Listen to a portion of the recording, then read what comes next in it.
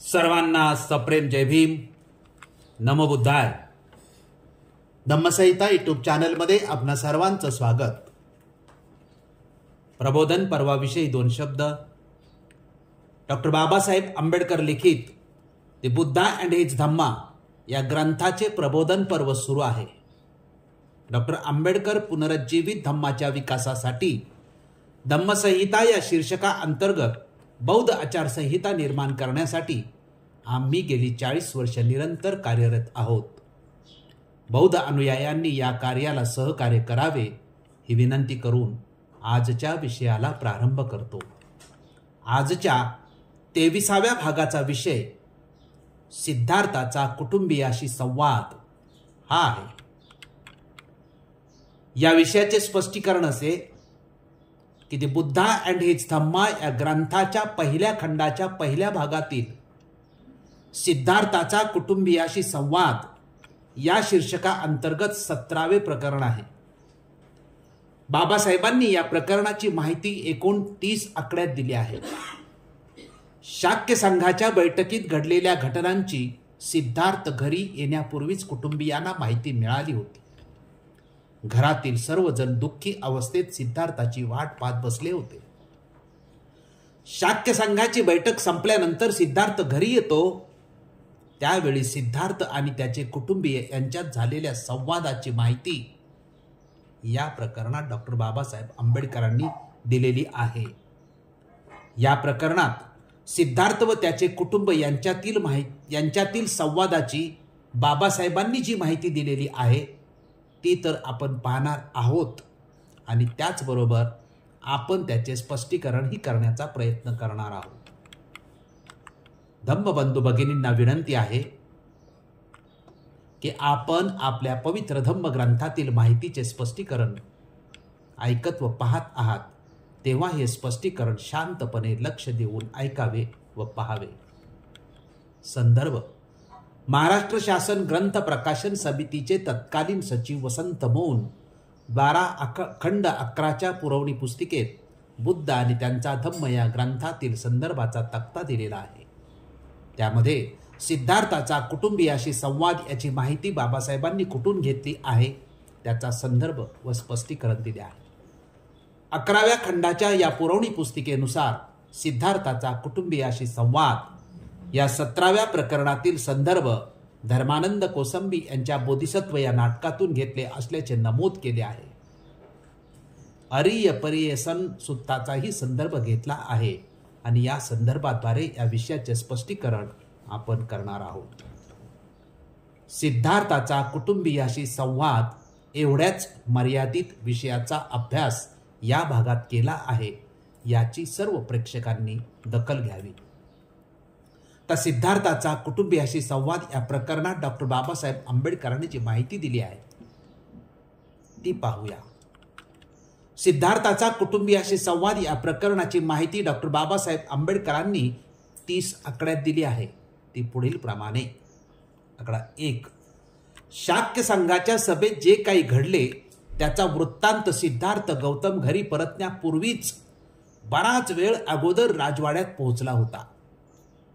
कारण घरी परतता सिद्धार्थ गौतमाने पाहिले की त्याचे माता पिता रडत आहेत व ते फार दुःखमग्न झाले आहेत.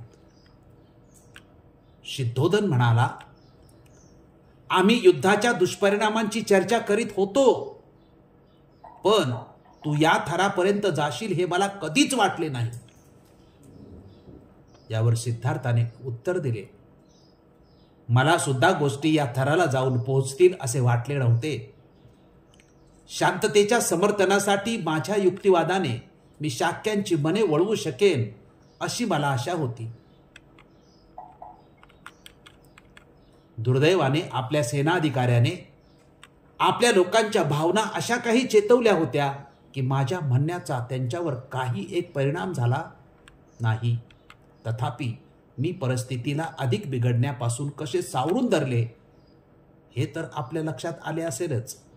सत्य आणि न्याय यापासून मी परावृत्त झालो नाही आणि सत्याचा आणि न्यायाचा मी पुरस्कार केल्यामुळे जी काही शिक्षा करण्यात येणार होती ती मी माझ्या स्वतःवरच ओढवून घेण्यात यशस्वी झालो.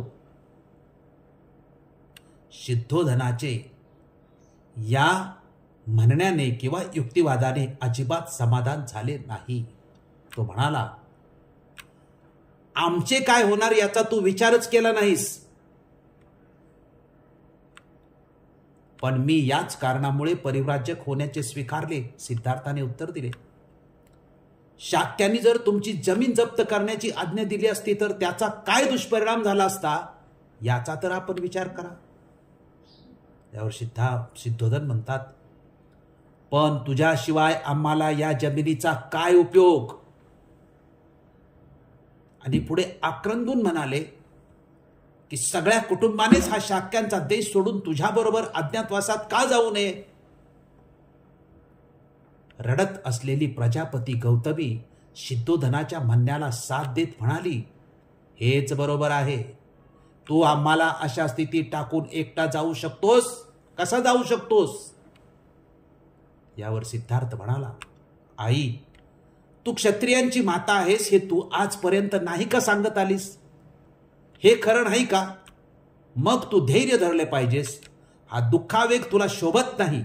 मी रणांगणावर जाऊन मेलो असतो तर तू काय केले असतेस? तू अशीच रडत बसली असतीस काय? नाही, गौतमी उत्तरली, ते मरण क्षत्रियाला साजेसे झालं असतं. पण तू आता अरण्यात जात आहेस. लोकांपासून अगदी दूर हिंस्र पशूच्या सोबत राहण्याकरता जात आहेस. आम्ही इथे शांततेने कसे राहणार? मी तुला सांगते, तू आम्हाला तुझ्या सोबत घेऊन चल. मी तुम्हा सर्वांना कसा काय बरोबर नेऊ? नंद अगदीच लहान मूल आहे. माझा पुत्र राहुल नुकताच जन्मला आहे. त्यांना येथे ठेवून तू येऊ शकतेस काय? सिद्धार्थाने गौतमीला विचारले. मात्र याने गौतमीचे समाधान झाले नाही. तिचे म्हणणे होते की आपण सर्वजण शाक्यांचा देश सोडून कौशलाधिपतीच्या संरक्षणाखाली राहण्याकरता कौशल देशात जाऊन राहू शकू. पण आई, सर्व शाक्यजण काय म्हणतील? सिद्धार्थाने प्रश्न केला. याला ते देशद्रोही नाही का समजणार?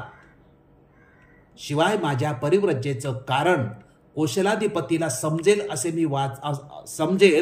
असे मी वाचेने वा कृतीने काहीही करणार नाही असे मी वचन दिले आहे संघाला. मला अरण्यात एकट्यालाच राहावे लागेल हे खरं आहे, पण यात कुठले श्रेयस्कर? अरण्यात राहणे की कोलियांच्या हत्येत सहभागी होणे? पण ही घाई कशाला? सिद्धोधन मध्येच म्हणाला, शाक्य संघाने काही काळ युद्धाचा दिवस स्थगित करण्याचा निर्णय घेतला आहे. कदाचित युद्ध सुरूच होणार नाही. मग तू परिव्राज्या का स्थगित करू नये? कदाचित तुला शाक्यात राहण्याकरता संघाकडून अनुज्ञा मिळण्याचेही शक्य आहे.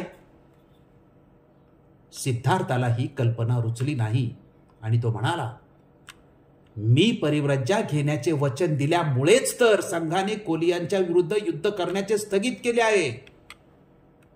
मी परिव्राज्या घेतल्यानंतर युद्धाची घोषणा मागे घेण्यास संघाला उद्युक्त करणे शक्य आहे.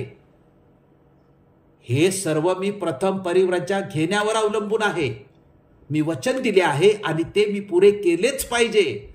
वचनभंगाचे परिणाम आपणाला व शांततेच्या पक्षाला दोघांनाही भयानक ठरतील. आणि आई, आता माझ्या मार्गात आड येऊ नकोस. मला आज्ञा दे आणि तुझे आशीर्वाद दे. जे घडत आहे ते चांगल्यासाठीच घडत आहे. यावर गौतमी व शुद्धोधन स्तब्ध राहिले. यानंतर सिद्धार्थ यशोधरेच्या महालात गेला. तिला पाहून तो स्तब्ध उभा राहिला. काय बोलावे व कसे बोलावे हे त्याला सुचेनासे झाले. यशोधरेने स्तब्धता भंग केली.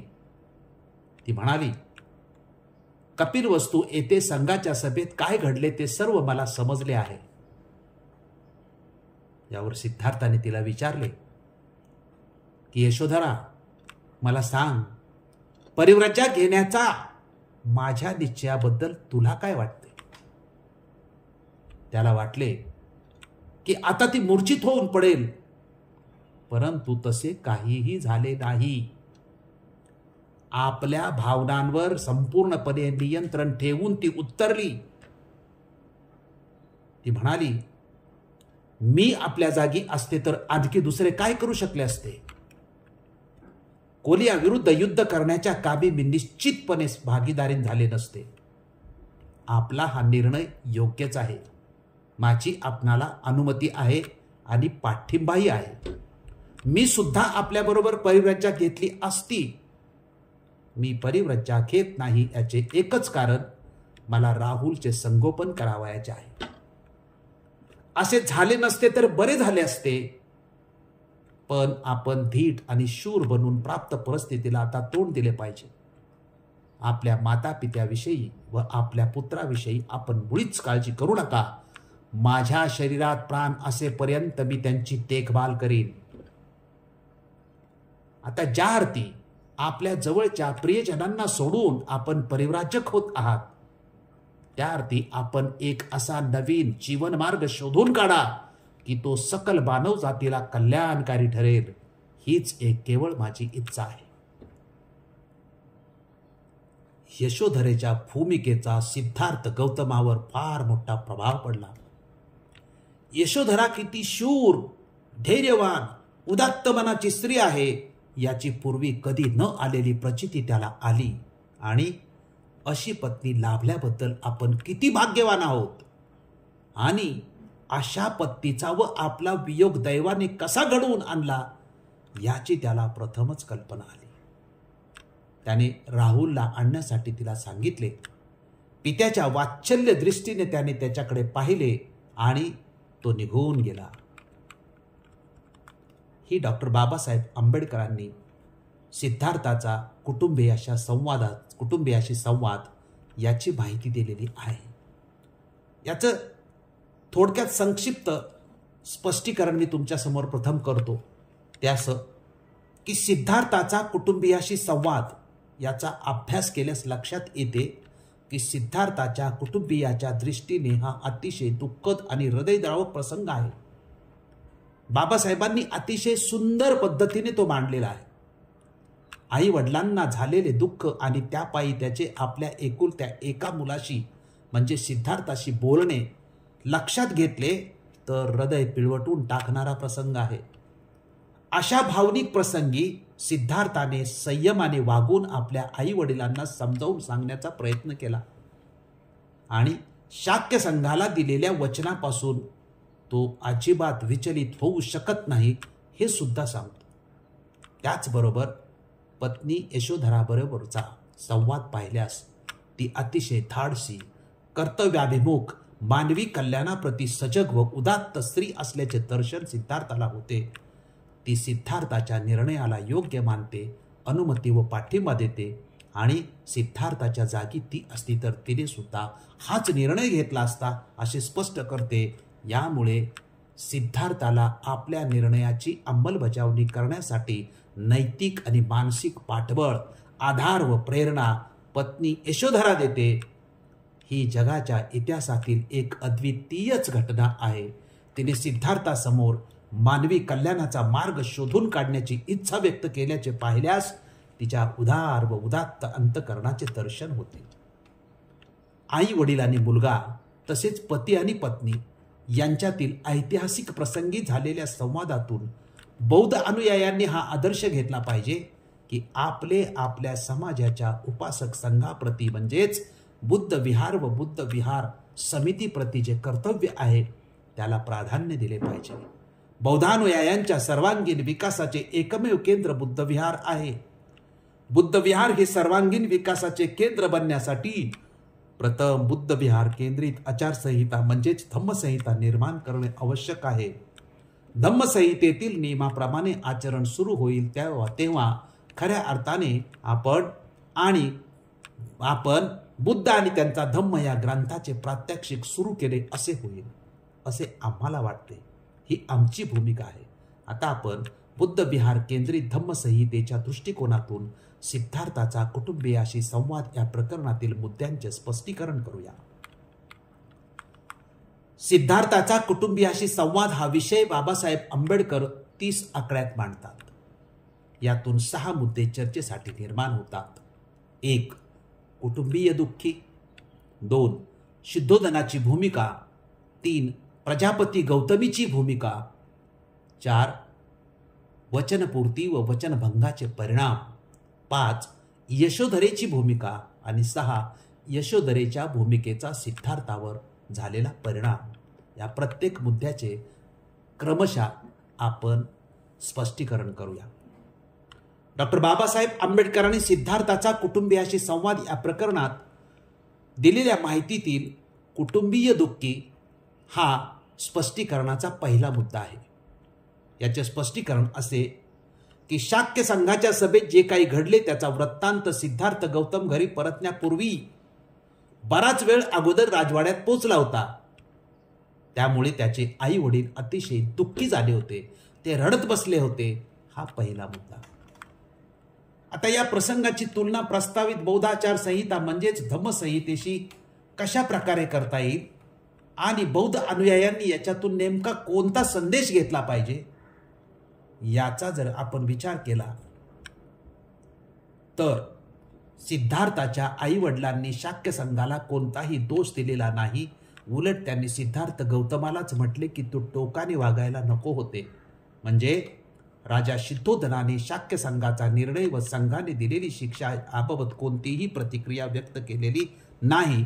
अशाच प्रकारे बुद्ध विहार समितीद्वारे ज्या सदस्याला काही आदेश दिले अथवा नियमांचे उल्लंघन झाले म्हणून काही शिक्षा अथवा दंड दिला तर त्या सदस्याच्या कुटुंबाने म्हणजे आई वडील व पत्नीने समंजसपणा दाखवला पाहिजे आणि बुद्ध विहार समितीला सहकार्य केलं पाहिजे. असे संपूर्ण कुटुंबाचे आचरण असेल तरच समाजाप्रती आदराची भावना आहे हे स्पष्ट होईल. डॉक्टर बाबासाहेब आंबेडकरांनी सिद्धार्थाचा कुटुंबियाशी संवाद या प्रकरणात दिलेल्या माहितीतील शुद्धोधनाची भूमिका हा स्पष्टीकरणाचा दुसरा मुद्दा आहे. याचे स्पष्टीकरण असे की शाक्य संघाची बैठक संपल्यानंतर सिद्धार्थ घरी आला. त्यावेळी राजा शुद्धोधन सिद्धार्थला म्हणाला की आम्ही युद्धाच्या दुष्परिणामांची चर्चा करीत होतो पण तू या थरापर्यंत जाशील हे मला कधीच वाटले नाही. यावर सिद्धार्थ स्पष्टीकरण देताना म्हणतो की गोष्टी या थराला जाऊन पोहोचतील असे मला वाटले नव्हते. शांततेच्या समर्थनासाठी माझ्या युक्तिवादाने मी शाक्यांची मने वळवू शकेन अशी मला आशा होती. दुर्दैवाने आपल्या सेनाधिकाऱ्यांनी आपल्या लोकांच्या भावना अशा काही चेतवल्या होत्या की माझ्या म्हणण्याचा त्यांच्यावर काही एक परिणाम झाला नाही. तथापि मी परिस्थितीला अधिक बिघडण्यापासून सावरून धरले. सत्याचा आणि न्यायाचा मी पुरस्कार केल्यामुळे जी काही शिक्षा होती ती मी स्वतःवरच ओढवून घेतली. सिद्धार्थाच्या स्पष्टीकरणाने शुद्धोधनाचे मात्र समाधान झाले नाही. शुद्धोधनाने अतिशय तळमळीने विचारले की कुटुंबियाचे काय होणार याचा तू विचारच केला नाहीस. यावर सिद्धार्थ म्हणतो की मी तुमचा विचार केल्यामुळेच तर परिव्राजक होण्याचे स्वीकारले. शाक्यांनी जर तुमची जमीन जप्त करण्याची आज्ञा दिली असती तर त्याचा काय दुष्परिणाम झाला असता याचा तरी आपण विचार करा. त्यावर राजा शुद्धोधन म्हणतो पण तुझ्याशिवाय आम्हाला जमिनीचा तरी काय उपयोग आहे. शुद्धोधन आक्रंदून म्हणजे रडत रडत म्हणाला की सगळ्या कुटुंबानेच हा शाक्यांचा देश सोडून तुझ्याबरोबर अज्ञातवासात का जाऊ नये बाबा. अशा प्रकारे शेवटी शुद्धोधन शाक्य संघाचा व सिद्धार्थाचा निर्णय मान्य करून सिद्धार्थाबरोबर देश सोडून जाण्याची भूमिका घेतो. हा बाबासाहेब आंबेडकरांनी मांडलेला दुसरा मुद्दा आहे. आता या प्रसंगाची तुलना प्रस्तावित बौद्ध आचारसंहिता आणि बौद्ध अनुयायांनी कोणता संदेश घ्यावा या संदर्भात जर आपण विचार केला तर सिद्धार्थाला देश सोडण्याची शिक्षा झाल्यानंतर राजा शुद्धोधन सुद्धा सिद्धार्थाबरोबर कुटुंबियासमेत देश सोडून जाण्याची भूमिका मांडतो. म्हणजे सिद्धार्थाच्या शिक्षेत एक प्रकारे सहभागी होण्याची भूमिका मांडतो. यातून बौद्ध अनुयायांनी हा संदेश घेतला पाहिजे की राज्यातील कोणत्याही बुद्धविहार समितीच्या सदस्याने समितीच्या घटनेप्रमाणे सदस्याला झालेली शिक्षा भोगण्यास सहकार्य केलं पाहिजे.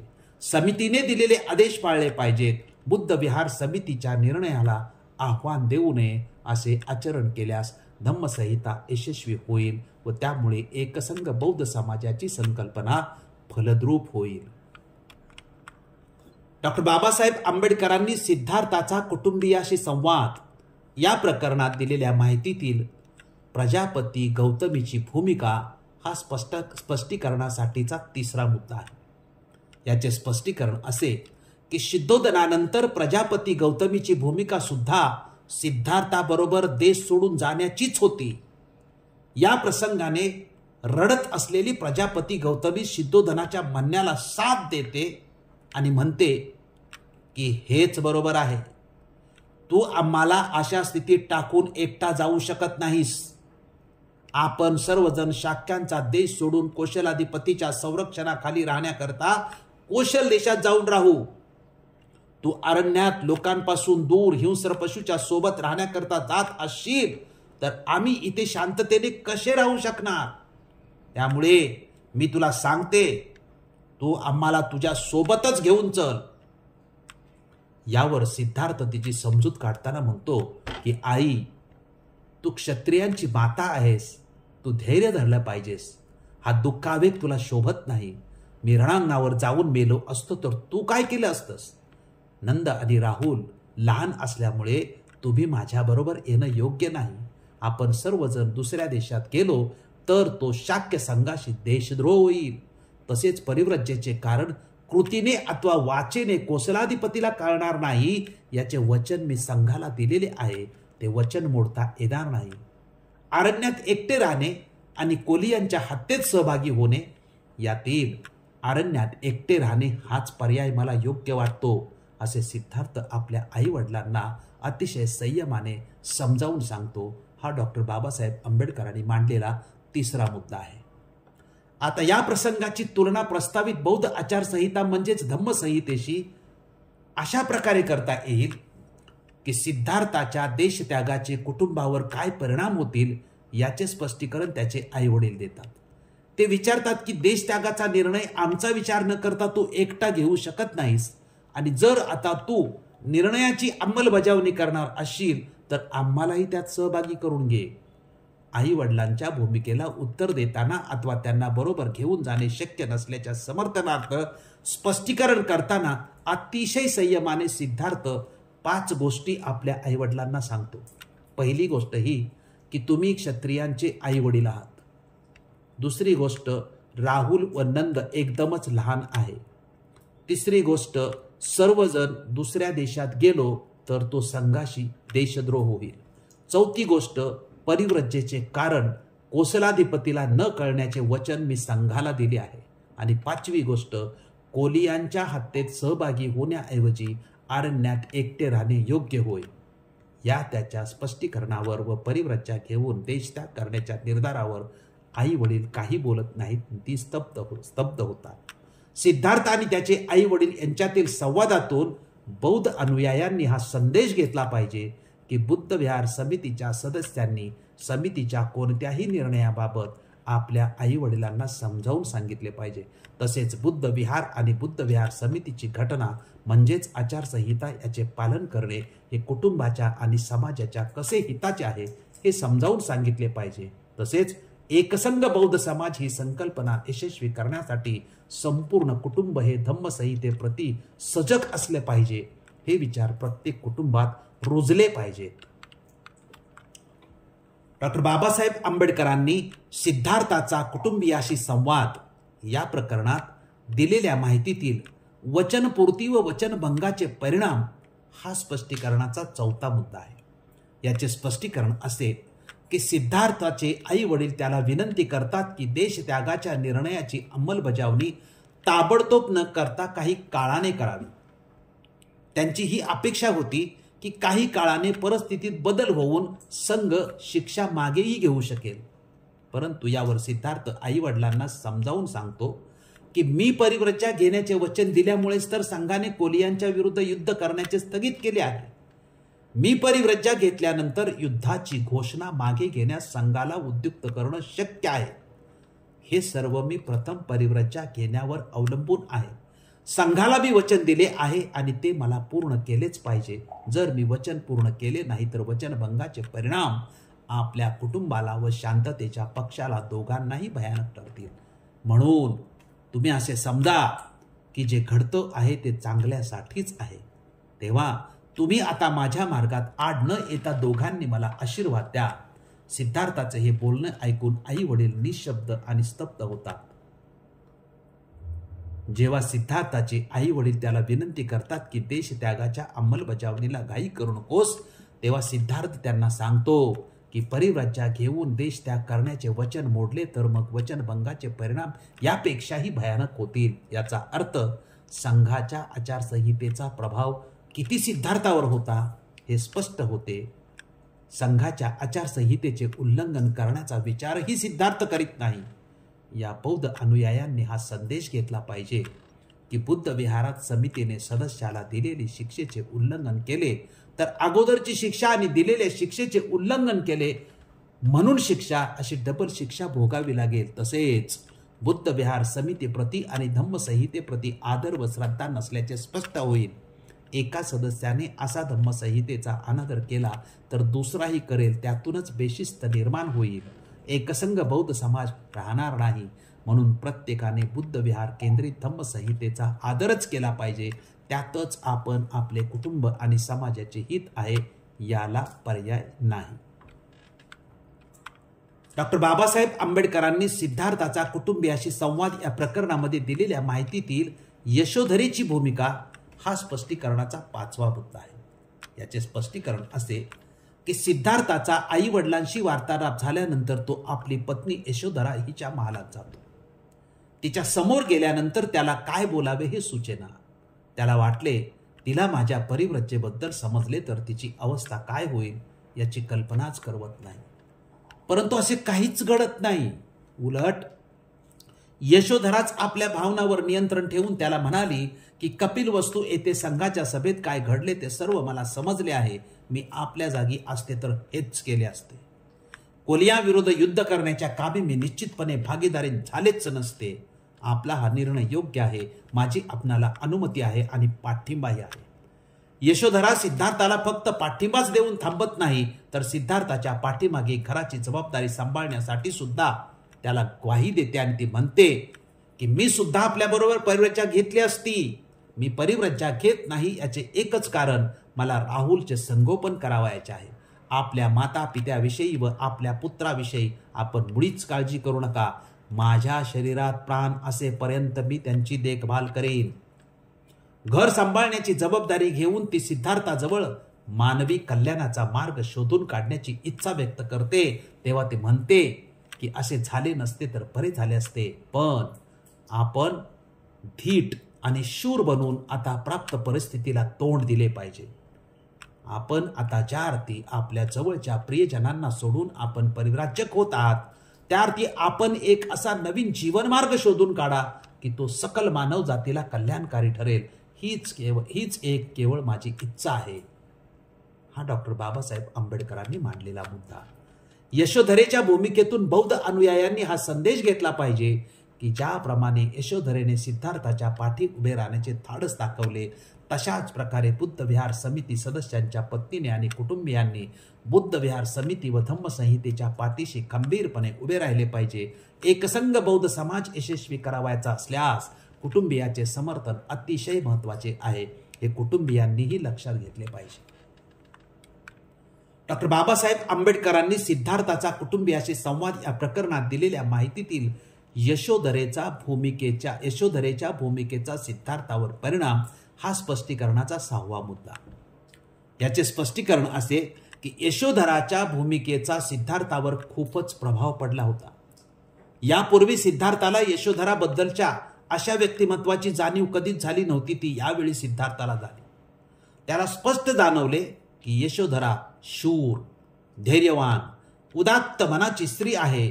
अशी पत्नी लाभल्याबद्दल आपण किती भाग्यवान आहोत आणि अशा पत्नीचा व आपला वियोग दैवाने कसा घडवून आणला याची त्याला प्रथमच कल्पना आली. त्यानंतर तो राहुलला पाहतो आणि निघून जातो.